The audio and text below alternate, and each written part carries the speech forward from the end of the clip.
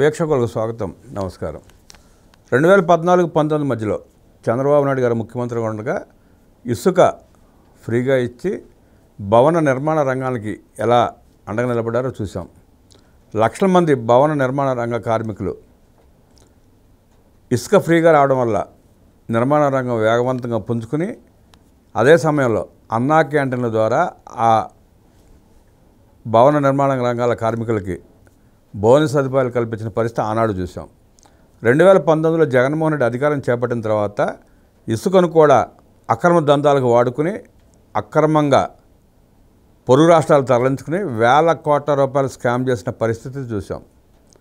ఆనాడు సుమారుగా 120 మంది ఎమ్మెల్యేలు ఇసుక రీచ్ల నుంచి కొనుక్కుని పొరుగు రాష్ట్రాల్లో అమ్ముకుని ఎలా 100 కోట్లు సంపాదించారో కూడా చూసాం. మళ్ళీ కూటమి ప్రభుత్వం వచ్చిన తర్వాత ఇసుక ఉచితంగా ఇస్తూ ప్రజల మనల పొందుతూ ఆ భవన నిర్మాణ రంగ కార్మికులకి అండగా నిలబడటం కూడా చూస్తున్నాం. ఇప్పుడు ప్రభుత్వం ఇస్తున్న ఉచిత ఇసుక మీద, అలాగే రైతులకు సకాలంలో యూరియా, డిఏపి కాంప్లెక్స్ ఎరువులు సప్లై చేస్తున్నా కూడా చేస్తున్న విషప్రచారం మీద కొంతమంది రైతుల వేషంలో చిల్లర వ్యాఖ్యలు, చిల్లర ట్వీట్లు, చిల్లర మాటలు మాట్లాడుతున్న వైఎస్ఆర్ కాంగ్రెస్ పార్టీ నాయకుల తీరు మీద విశ్లేషించడానికి మనతో పాటు ఉన్నారు అనలిస్ట్ శ్రీలీల గారు. వారిని అడిగి మరిన్ని విశేషాలు తీసుకునే ప్రయత్నం చేద్దాం. నమస్తే. నమస్తే అండి. జగన్మోహన్ రెడ్డి ఇసుక వేల కోట్ల రూపాయలకు అమ్ముకుంటే చంద్రబాబు నాయుడు గారు ఆ ఇసుకని ఉచితంగా ప్రజలకు ఇస్తున్నారు. అలాగే urea, DAP complex Jaganmohan Reddy పాలనలో కంటే సుమారుగా 30% నుంచి 40% అధికంగా తీసుకొచ్చి రైతులకు అందిస్తున్నారు. అలాంటి వాటి మీద దుష్ప్రచారం చేస్తూ ఫేక్ ప్రచారాలు చేస్తున్నారు. దాన్ని ఎట్లా చూస్తారు, ఎట్లా విశ్లేషిస్తారు?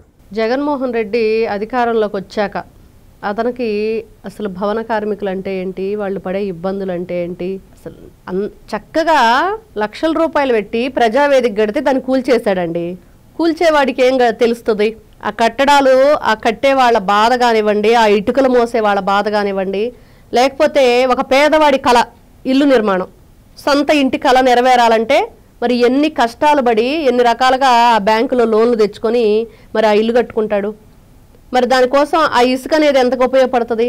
అసలు ఎంత భారమైందంటే వైఎస్ఆర్సీపీ వాళ్ళు అధికారంలోకి వచ్చాక ఏది కట్టాలన్నా కూడా అసలు ఇసుక అనేది లేకుండా. మీకు ఇసుక దొరక్క 100 మంది కార్మికులు చనిపోయారు. చనిపోవటం ఏంటి, అసలు చెప్పులు తీసుకొని చెంపలు బగల కొట్టుకున్నారు. వైఎస్ఆర్సీపీ పార్టీకి ఓటేసిన తప్పు చేశాము మేము, ఈ రోజున కాళ్ళు కడుపులో పెట్టుకొని పడుకోవాల్సి వస్తుంది. ఒక్కరోజు కూడా పని లేకుండా పోయింది. ఎక్కడా కూడా సరైన భవన నిర్మాణాలు లేవు, ఆ కార్మికులకి పనులు లేవు. వీళ్ళు మాత్రం 151 ఎమ్మెల్యేలు దాదాపుగా 120 మంది 100 మంది ఇసుకని ఇష్టానుసారంగా దోచేసుకున్నారు. కప్పం కట్టారు జగన్ రెడ్డికి. అలానే ఉంది. అసలు ఏంటి, కోట్ల రూపాయలు ఇష్టానుసారంగా జగన్మోహన్ రెడ్డికి దోచిపెట్టడమే వీళ్ళ పని. దాంట్లో వీళ్ళు దాచుకోవటం కొంత. అంటే అసలు ఇసుక ఈరోజు చూస్తున్నామండి, ఫ్రీ ఇసుక. అసలు జగన్మోహన్ రెడ్డి అధికారంలో ఉన్నప్పుడైతే మనకి ఇప్పుడు ఈ మార్కెట్ యార్డులు కానివ్వండి ఉంటాయి కదండి, తీసుకొచ్చి అక్కడ స్టోర్ చేయటం, వాళ్ళకు అనుకూలంగా ఉన్న వాళ్ళకి ఇదిగో ఈ రేటుకి అని చెప్పేసి ఇచ్చుకోవటం. రాష్ట్ర వ్యాప్తంగా ఇదే జరిగింది. ఎక్కడ వాళ్ళ ప్లేసెస్ ఉంటాయో అక్కడ నిల్వ చేసేవాళ్ళు తెచ్చి దొంగతనంగా వీటినంతా కూడా దాని మీద ఒక కవర్ వేసేసి కనిపించకుండా ఎన్ని రకాలుగా చూసామో, ఎంతమందికి ఆ విధంగా అమ్ముకున్నారో కూడా తెలియని పరిస్థితి. అంటే ఒకటేంటి, వీళ్ళు దేంట్లో చేయకుండా ఉన్నారు? ఆ సినిమాలో మనం చూస్తాం, ఆ ఇసుకలో ఉన్న మట్టిలో నుంచి నెయ్యి తీస్తాడు కర్ణుడు. అలాగా వీళ్ళు ఇసుకలోంచి ఇష్టానుసారంగా డబ్బులు లాగేసుకున్నారు. అలానే ఉంది. ఇసుక నుండి తైలము తీయనొచ్చు అంటే జగన్మోహన్ రెడ్డి నిజంగానే వచ్చిద్దేమనుకొని ఉంటాడు, దానికి అర్థం తెలియదు కదా. అందుకని వేల కోట్ల రూపాయలు కొల్లగొట్టేశారు. రాష్ట్రాన్ని సర్వనాశనం చేయటంలో ప్రధాన పాత్ర పోషించింది వైఎస్ఆర్సీపీ పార్టీ. ఈ రోజున నిస్సిగ్గుగా ఏమాత్రం భయం కానీ, బిడియం కానీ, భక్తి కానీ లేని వ్యక్తులు వీళ్ళు ఈ రకంగా మళ్ళీ తగుదనమ్మా అంటూ మైకులు ముందేసుకొని మాట్లాడుతుంటే అసలు నవ్విపోతారు, మొహానే ఉమ్ముతారు అనేది కూడా లేకుండా ఎలా మాట్లాడగలుగుతున్నారో కూడా అర్థం కాని పరిస్థితి. 11 మంది ఎమ్మెల్యేలు మాత్రం బయటికి రారు, దొంగ సంతకాలు పెట్టేసి వెళ్ళిపోతారు. యూరియా గురించి, అసలు రైతుల గురించి మీరు గమనిస్తే ఇసుక గురించి ప్రస్తావించారు కాబట్టి గతంలో వీళ్ళు చేసిన దోపిడీ మీద ఎన్జిటి 18 కోట్ల రూపాయలు ఫైన్ వేసింది. కొంత అక్రమం మీద విచారణ జరిపి దాన్ని మేము చేయలేదు అని చెప్పి సుప్రీంకోర్టుకి వాళ్ళే వెళ్ళారు. వైఎస్ఆర్ కాంగ్రెస్ పార్టీ తరఫున జగన్మోహన్ రెడ్డి మనుషులే వెళ్ళారు. నిన్నే తీర్పిచ్చింది సుప్రీంకోర్టు. 18 కోట్ల రూపాయలు ముందు ఫైన్ కట్టండి అర్జెంటుగా అని చెప్పి సుప్రీంకోర్టు స్పష్టంగా చెప్పింది. మరి అది అంటే వాళ్ళ దోపిడీని ధృవీకరిస్తూ సుప్రీంకోర్టు కూడా 18 కోట్ల ఫైన్ కట్టాల్సిందని చెప్పి ఆదేశాలు జారీ చేసింది. వాళ్ళు దోచుకోవటం అండి. ఎమ్మెల్యేలందరూ వాళ్ళల్లో వాళ్ళు పడక మళ్ళీ ఒకరి మీద ఒకరు ఒత్తిళ్లు తీసుకురావటం, వాళ్ళ పార్టీలో ఉండలేక బయటికి రావటం ఎన్ని చూసాం మనం. వాళ్ళ అధికారంలో ఉన్నప్పుడు అసలు విజయసాయి రెడ్డి ఎందుకు వెళ్ళిపోయాడు బయటికి? సజ్జల రామకృష్ణారెడ్డి పోరు తట్టుకోలేకే కదా. మరి ఇప్పుడు సజ్జల రామకృష్ణారెడ్డి ఏమో నేను చాలా మంచి వ్యక్తిని, శుద్ధపూసను అని చెప్పేసి డైలాగులు చెప్తున్నాడు నిన్న. అసలు స్కామ్ జరిగితేనే కదా. స్కామ్లో మా అబ్బాయి ఉండటానికి కొడుకుని అనేటప్పటికి వచ్చేటప్పుడు పేరు ఈ రోజున ఇష్టానుసారంగా మాట్లాడుతున్నాడు. ఇసుకని ఏ విధంగా దాచుకున్నారో చూసాము. అదేవిధంగా ఈ ఇసుకాసురుల్లాగా పేదవాడి రక్తాన్ని ఒక మద్యంలోనే కాదు ఇసుక విషయంలో కూడా వీళ్ళు భాగస్వాములు అయ్యారు. పేదవాడి రక్తం తాగటం. 20 కోట్ల మెట్రిక్ టన్నుల ఇసుకని పొరుగు రాష్ట్రాలు అమ్ముకున్నారంటే వీళ్ళు. 20 కోట్ల మెట్రిక్ టన్నులు. 20 కోట్ల మెట్రిక్ టన్నుల ఇసుక అంటే సుమారుగా 20,000 కోట్ల రూపాయలు పైగా అవినీతి. అది లిక్కర్ స్కామ్ కంటే పెద్ద స్కామ్. అది పెద్ద స్కామ్. అదే మొన్న ఈ రైస్ కానివ్వండి, ఇసుక కానివ్వండి, మళ్ళీ నెక్స్ట్ వేరే లెవెల్ అన్నట్లుగా ఉందంట వీళ్ళ పని అంతా కూడా. మరి యూరియా విషయానికి వస్తే రైతుల గురించి జగన్మోహన్ రెడ్డి ఏ రోజైనా సరే పట్టించుకొని ఉన్నాడు అధికారంలో ఉన్నప్పుడు. డయాసులు కట్టించుకోవటం, గ్రీన్ మ్యాట్లు బరిపించుకోవటం. అసలు దేశ చరిత్రలో కాదు ప్రపంచంలో ఎవరు కూడా ఏ నాయకుడు కూడా అంత దారుణంగా వెళ్ళి రైతులను పరామర్శించున్నాడండి. ఎక్కడ చూసి ఉండం మనం. అంటే విడిగా వాళ్ళతో కలిసి నాట్లు వేయటమో లేకపోతే వాళ్ళతో కలిసి ఆ పొలంలోకి వెళ్ళి సరదాగా వాళ్ళతో కబుర్లు చెప్పటం నాయకులను చూసాం. కానీ ఈ విధంగా గ్రీన్ మ్యాట్లు వేసుకొని డయాసులు కట్టించుకొని ఏదో మొక్కిస్తే ఈయన మాట్లాడుతున్నాడు మొన్న ఉలి రైతుల గురించి. అసలు వాళ్ళకి ఎరువులు అందించడంలో ఇసుకని మట్టిని కలిపి ఎరువుల్లో వీళ్ళు ఇచ్చారంట గతంలో. అదే జగన్మోహన్ రెడ్డి మేనమావ కంపెనీ పెట్టాడు ఫెర్టిలైజ్ రవీంద్రనాథ్ రెడ్డి. ఆ యూరియాలో ఇసుకను మట్టి కలిపి అమ్మాడు. ఇంతకంటే నీచం ఇంకేమైనా ఉందా? వీళ్ళు రైతుల గురించి మాట్లాడటం, యూరియా గురించి మాట్లాడటం, రైతులకి పీకల్లోతు కష్టాల్లో ఉన్నారని జగన్మోహన్ రెడ్డి మాట్లాడుతుంటే ఇంకా చాలా సిల్లీగా అనిపిస్తుంది అంటున్నారు ప్రజలందరూ కూడా. అంటే వీళ్ళు గతంలో చేసినవన్నీ కూడా పాపం ఎవరికి గుర్తులేదు. వీళ్ళు అంటారు కదా తెలియదు, గుర్తులేదు, మర్చిపోయాని. ప్రజలు కూడా అలానే అనుకుంటారేమో, మేము చేసినవన్నీ అనుకుంటున్నారేమో. ఎవ్వరూ మర్చిపోలేదు. అది మర్చిపోలేదు కాబట్టే మీకు 11కు వచ్చేసారు 151 నుంచి. ఎంత దారుణంగా ఏది కూడా దేన్ని కూడా మేము వదిలిపెట్టము, అసలు దేన్ని కూడా మేము వదిలిపెట్టమన్నట్టుగా వీళ్ళు నీచంగా వీళ్ళ పరిపాలన కొనసాగించి ఇష్టానుసారంగా దోచుకొని రైతులకి విద్యుత్ సంబంధించి ఏం చేశాడండి జగన్మోహన్ రెడ్డి? వాళ్ళకి ఎటువంటి దాంట్లో కనిపించదు. అంటే ఆ విద్యుత్ మీటర్లను తీసేసినట్లున్నాడు ఆయన వచ్చిన తర్వాత. విద్యుత్ మీటర్లు తీసేయటం, అదేవిధంగా వాళ్ళకి రావాల్సిన ఆ కరెంటు మీటర్లు తీసుకెళ్ళి అక్కడ క్యాసినో సెంటర్లో కొడాలి నాని ఆ కే కన్వెన్షన్ దగ్గర మొత్తం అరేంజ్ చేసేసి దాదాపుగా 70-80 ఈ పోల్స్ కానివ్వండి, 2 ట్రాన్స్ఫార్మర్లు కానివ్వండి, వాళ్ళు మొన్న అధికారంలోంచి దిగిపోయేటప్పుడు కూడా, అధికారం కోల్పోయేటప్పుడు కూడా అవి సాయంకాలం 5 గంటలకల్లా ఊళ్ళో కరెంట్ ఉండిద్దో ఉండదో కానీ అక్కడ మాత్రం ఇష్టానుసారంగా లైటింగ్ అంతా వెలుగుతూ ఉండేదంట. ఆ కరెంటు బిల్లు మాత్రం ఆ పక్కన ఉన్న దానికి గ్రామ పంచాయతీకి వచ్చేదంట. అంటే వీళ్ళు చేసిన ఖర్చుకి ఎవరు శిక్ష అనుభవించారు? రాష్ట్ర ప్రజలకి లేకపోతే ఆ ఊర్లో ఉన్న ప్రజలకి, వాళ్ళు ఆ గ్రామ ప్రజలు ఇబ్బంది పడాలి. జగన్మోహన్ రెడ్డి పరిపాలనలో చీని సుమారుగా టన్ను 40,000కి అంతకు అమ్మారు. నిన్న ఆయన ప్రెస్ మీట్లో మాట్లాడుతా 1,60,000కి పైన మేము అమ్మామంటున్నాడు. మా పాలనలో 1,60,000 రూపాయలకి అమ్మారు అంటున్నాడు. అలాగే ఉల్లి కూడా, ఉల్లికి ఆలుగు తేడాలు తెలియని జగన్మోహన్ రెడ్డి ఉల్లి గురించి మాట్లాడుతూ మా పాలనలో 50,000 60,000కి అమ్మామంటాడు. టన్ను అంటే 50 రూపాయలు 60 రూపాయలకి అమ్మాడంట. ఈయన కొనుక్కున్నాడంట.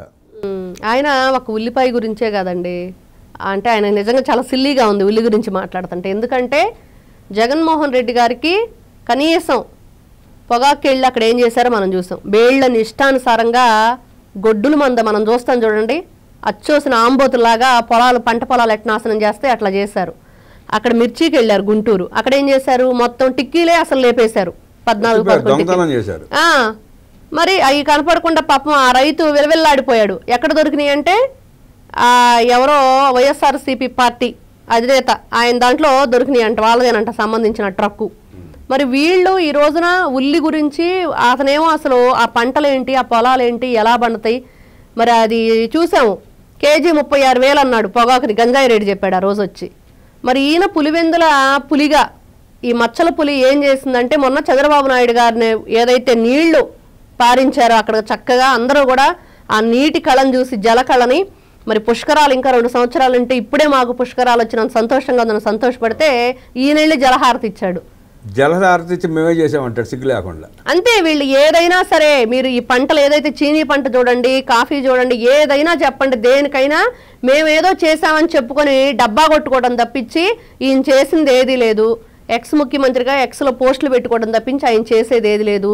ఇతను ఇక్కడ అసెంబ్లీకి వచ్చి పులివెందుల ప్రజల గురించి, ఆ నియోజకవర్గం గురించి మాట్లాడకపోతే అతి త్వరలోనే పులివెందుల ప్రజలందరూ కూడా ఒక ఉద్యమం చేపట్టడం అంటే ఆల్రెడీ వాళ్ళు ఆలోచనలో ఉన్నారు. జగన్మోహన్ రెడ్డి రాజీనామా చెయ్యాలి, లేదా మా సమస్యలు తీర్చడానికి అసెంబ్లీకి వెళ్ళి మాట్లాడాలి. మరి ఏం చేస్తాడో చూడాలి. అసెంబ్లీకి వెళ్తాడా, రాజీనామా చేస్తారు ఈ 11 మంది. అసెంబ్లీకి వెళ్ళటం ఏంటంటే ఇప్పుడు జగన్మోహన్ రెడ్డి సిగ్గు లేకుండా నిస్సిగ్గుగా జీతం తీసుకుంటాడు. ప్రజలు కట్టిన పనులతో తను హెల్పర్లను వాడుకుంటున్నాడు, అసిస్టెంట్లను వాడుకుంటున్నాడు, సిబ్బందిని వాడుకుంటున్నాడు, పోలీసులను వాడుకుంటున్నాడు, సకల సౌకర్యాలు వాడుకుంటున్నాడు. ఆ సిగ్గులేని మనిషి మరి అసెంబ్లీకి వెళ్ళి ప్రజల గురించి మాట్లాడకుండా నేను అసెంబ్లీకి వెళ్ళను పారిపోతానంటే ఎట్ట కుదురుద్ది? ఇప్పుడు ఎమ్మెల్యేలు అందరూ గన్మెన్లు ఉంటారండి. మరి గవర్నమెంట్ నుంచి వీళ్ళకి పిఏలు ఉంటారు. ఎక్కడికి వెళ్ళినా సరే వీళ్ళకి ప్రోటోకాల్ ఉండిద్ది. ప్రోటోకాల్ ఉంటుంది. ఆ ప్రోటోకాల్ ప్రకారం కట్టాల్సిన జీతాలు మొత్తం ప్రజల డబ్బుని ప్రజలు కట్టాల్సిందే కదా. వీళ్ళు అరెస్ట్ అయ్యి రిమాండ్ లో ఉన్నా ప్రజలే, వీళ్ళ అధికారంలో ఉన్నా ప్రజలే, ప్రజల డబ్బులు దోచుకుంటారు. ఎప్పుడు ప్రజల మీద బ్రతకటమే వీళ్ళ పని. జగన్మోహన్ రెడ్డి బాగా అచ్చొచ్చిందనమాట. ప్రజల సొమ్ము తినబుట్టాడు జగన్మోహన్ రెడ్డి. ఎవడైనా అంటాడు ఒరే గవర్నమెంట్ సొమ్ము తినబుట్టారని పెద్దోళ్ళు అంటారు. అట్లాగే ప్రజల సొమ్ము తినబుట్టాడు జగన్మోహన్ రెడ్డి. అలాంటి జగన్మోహన్ రెడ్డి ప్రజల సొమ్ముని ఇవాటికి లూటు చేస్తా అనుభవిస్తా ప్రజల సమస్యల మీద అసెంబ్లీకి వెళ్ళి మాట్లాడిన జగన్మోహన్ రెడ్డి ఇంకా సిగ్గు లేకుండా ఆ ఎమ్మెల్యే పదపట్టును ఏలాడుతున్నాడంటే ప్రజలు ఎట్లా చూడాలి, మీరు ఎట్లా విశ్లేషిస్తారు? ఇక్కడ అసలు బాబుని అసలు నీకు సిగ్గుందరా అని అంటారు చూడండి మాట్లాడటానికి. అలా ఉంది ఈ రోజున సజ్జల రామకృష్ణారెడ్డి కానివ్వండి, అంబటి రాంబాబు కానివ్వండి. అసలు వీళ్ళకి ఏం పదవులు ఉన్నాయని వీళ్ళు ప్రతిసారి వచ్చి ప్రెస్ మీట్ పెడతారు. మరి జగన్మోహన్ రెడ్డి ఎమ్మెల్యేగా ఉండి అసెంబ్లీకి వెళ్లకుండా మరి అక్కడికి వచ్చి జలహారత అంటాడు, ఇక్కడికి వచ్చేసి ఉల్లి అంటాడు, ఇంకో చోటకి వెళ్ళి అరిటి అంటాడు. మరి ఏ విధంగా చెప్పే హక్కు అర్హత ఉంది ఈయనకి? అలాంటి అర్హత లేని వ్యక్తి జగన్మోహన్ రెడ్డి. ప్రజల సొమ్ము తినటానికే పుట్టినట్లుగా జగన్మోహన్ రెడ్డి వీడు ఎందుకు పుట్టాడురా బాబు, ఒడ్లు బియ్యం పుచ్చిపోతాయని చెప్పి పుట్టాడు అనటమే తప్పించి ఇంకా మనిషి దేనికి పనికిరాడు. జనాభా లెక్కల్లోంచి తీసివేయాల్సిన పరిస్థితి జగన్మోహన్ రెడ్డిది ఈ రోజున. చంద్రబాబు నాయుడు గారు హెరిటేజ్ రిటైల్ని ఎప్పుడో అమ్మేశారు. ఆయన సుమారు 10 ఏళ్ళు అవుతున్నట్టు ఉంది. 8 సంవత్సరాల పైన అయింది. దాన్ని ఉదహరిస్తూ అదిగో హెరిటేజ్లో 30 రూపాయలకి అమ్ముతున్నారు అంటాడు. అసలు ఆ మనిషి ఏంటో, అసలు ఆ మనిషి ప్రవర్తన ఏంటో, అసలు ఏం మాట్లాడదలుచుకున్నాడు, ఏం మాట్లాడుతున్నాడు? నిజంగా మతి భ్రమించి మెంటల్ హాస్పిటల్ నుంచి పారిపోయినట్టు మాట్లాడంటే మాట్లాడుతున్నాడు ఆయన. అంతే ఉంది, ఏదైనా అంతే. ఆయన ఏది మాట్లాడినా జగన్మోహన్ రెడ్డి లండన్ మందులు వేసుకొని వస్తేనే ఏదన్నా ఒక మాట సరిగ్గా వచ్చిద్దేమో కానీ లేకపోతే రాదు. అందుకనే ఆయనకి ఏదైతే ప్యాలెస్ కట్టుకున్నాడో వైజాగ్లో దాన్ని మెంటల్ హాస్పిటల్ చేయమని మొన్నే ఎవరో అన్నట్లున్నారు. మెంటల్ హాస్పిటల్ చేస్తే దాంట్లో గవర్నర్ అశోక్ గజపతి రాజు గారు అన్నారు. మరి ఆ పెద్ద ఆయన చెప్పిన మాటలో మరి నిజం అవ్వాలని ప్రజలందరూ కూడా కోరుకుంటున్నారు. ఆయనకు మాత్రం ప్రజలందరూ కూడా అశోక్ గజపతి రాజు గారికే ఓట్ అని చెప్పేసి ఆయన కరెక్ట్గా చెప్పారు, మంచి సలహా ఇచ్చారు. ఏం చేయాలో అర్థం కాని పరిస్థితిలో ఆ ప్యాలెస్ని మనం ఎక్కడైనా సరే అండి, రాష్ట్రపతి భవననో లేకపోతే గవర్నర్ భవననో లేకపోతే ముఖ్యమంత్రి గారి కార్యాలయమైనో ఆయన ఉండే నివాసం అనో చెప్పుకుంటాం, రెసిడెన్సీ అని. ఎక్కడైనా అసలు ప్యాలెస్, ముఖ్యమంత్రి ప్యాలెస్ అని ఎక్కడైనా విన్నామా? ప్రధానమంత్రి ప్యాలెస్ అని ఎక్కడ విన్నామా? ఒక్క జగన్మోహన్ రెడ్డికి మాత్రమే ప్యాలెస్లు ఉన్నాయి. అక్కడేమో లోటస్ పాండ్ అంట, అక్కడ చూస్తే యలహంక ప్యాలెస్ అంట, ఇక్కడ చూస్తేనేమో పులివెందుల ప్యాలెస్, ఇంకోటేమో ఋషికొండ ప్యాలెస్. చెన్నైలో ప్యాలెస్ ఉంది, అక్కడ రాష్ట్రానికి ఓ ప్యాలెస్. కలకత్తాలో ప్యాలెస్ ఉంది, లండన్లో ప్యాలెస్ ఉంది, అమెరికాలో ప్యాలెస్ కట్టుకున్నాడు. అంటే ఒకటండి, 1,00,000 మంది పేద ప్రజల రక్తం తాగి లక్షల కోట్లు సంపాదించుకున్నవాడు ఎక్కడైనా ప్యాలెస్ కట్టుకుంటాడు. నిజం. వాళ్ళ రక్తం కన్నా కూడా వాళ్ళ ఎంగిలి కూడా అంటే మంచిదండి. ఆ ఎంగిలి మెతుకులు తిన్నారు వీళ్ళందరూ. వాళ్ళ ఆత్మలకు భయపడి ఆ ప్యాలెస్ లో బిక్కుమంట క్షణం ఒక యుగంలా బతుకుతుంటారు వాళ్ళు. మనశ్శాంతి లేని బ్రతుకు అనమాట. ఆఖరికి జగన్మోహన్ రెడ్డిని పులివెందుల నియోజకవర్గ ప్రజలే నువ్వు మాకు వద్దని చెప్పి చేదరించుకుని మన జడ్పీటీసీ ఎన్నికల్లో డిపాజిట్లు రాకుండా కూడా ఓడించారు. ఇక రాష్ట్ర ప్రజలు జగన్మోహన్ రెడ్డి చాలు నీ రాజకీయ జీవితాన్ని చాలించి నీ దరిద్రాన్ని మాకు విముక్తి కలిగించవాయా అని కోరుకుని వెనకాల పడి ఆ ఎమ్మెల్యే పదవికి రాజీనామా చేపిస్తే జగన్ అనే ఐరన్ లెగ్ ఆంధ్రప్రదేశ్ రాకుండా పోతాడు. నిజమే, అది రాజకీయాల నుంచి దూరం చేయాలి వీళ్ళని ఫస్ట్. ఏదైతే ఆ రాజకీయం అనే ముసుగు వేసుకొని ఇలాంటివన్నీ కూడా తప్పుడు కథనాలు, తప్పుడు రాతలు, ఇంకా తప్పుడు మాటలు ఏ విధంగా చెప్తారండి వీళ్ళు, అసలు ఏ రకంగా హక్కు అర్హత ఉందని మాట్లాడతారు. కాబట్టి నిజంగా ప్రజల కోరిక మేరకి దయచేసి మొన్న ఏదో వినాయకుడు పూజ చేసినట్లున్నాడు, నిజంగా గణేశుడి ఆశీర్వాదంతో జగన్మోహన్ రెడ్డి మరి ఆంధ్రప్రదేశ్ నుంచి వదిలి వెళ్ళిపోతే బాగుండని ప్రతి ఒక్కరు కూడా కోరుకుంటున్నారు. జగన్మోహన్ రెడ్డి అనే దుర్మార్గుడు రాజకీయ ముసుగులో జనాల్ని పీల్చి పిప్పి చేసి లక్షల కోట్లు సంపాదించుకున్నా కూడా ఇంకా చాలక ఇవాళ ప్రజలు కట్టే పన్నులతో రాజభోగాలు అనుభవిస్తూ ప్రజల మీద విషయం చెబుతున్న జగన్ రెడ్డి చేత రాజీనామా చేపించి జగన్ రెడ్డి నుండి ఈ రాష్ట్రానికి విముక్తి కల్పించాల్సిన బాధ్యత కూడా ఆంధ్రప్రదేశ్ ప్రజల మీద ఉందంటూ విశ్లేషించిన శ్రీలీలా గారికి ధన్యవాదాలు తెలియజేస్తూ నమస్కారం.